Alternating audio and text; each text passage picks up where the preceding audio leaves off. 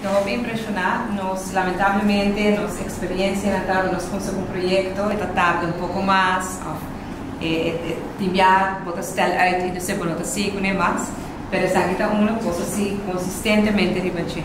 E fundo também de investeringsfonds, isso é algo muito importante nos na Holanda, pero nós apostar a saber identificar a necessidade.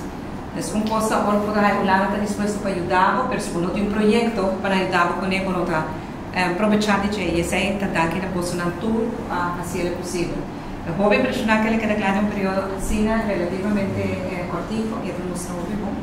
E a melhor coisa é que começo. O outro pode começar é uma necessidade grande da nossa comunidade, da nossa sociedade. É que agora pode visitar um lugar assim que não pode desejar, porque a Aruba não tem mistério de ter um refúgio social. Pero em realidade é diferente. Nós estamos contentos por nós por prover essa aqui de desejar Bolsonaro e Fundação muito êxito. Agora nós vamos para efetuar o traspasso de chave do projeto aqui na de refúgio social. O projeto aqui é um projeto que agora financiado para fundo de Holanda. A Holanda põe fundo disponível no quadro de crise Venezuela. Ela guarda coordenar do Bureau Rampenbestrijding e logra o projeto aqui na Clá.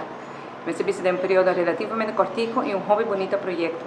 A Fundação Refúgio Social está encarregada com uma necessidade que nós temos na nossa comunidade, que eu vou preferir que não tenha mistério de Aruba.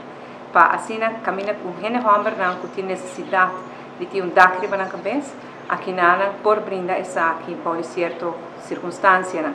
A Fundação aqui demonstrar a verdade que essa aqui está uma necessidade que nós temos na nossa comunidade. Nós temos um shelter para gente mulher, agora nós temos um caminho para gente homem também. E desejar a Fundação hobby êxito que trabalha aqui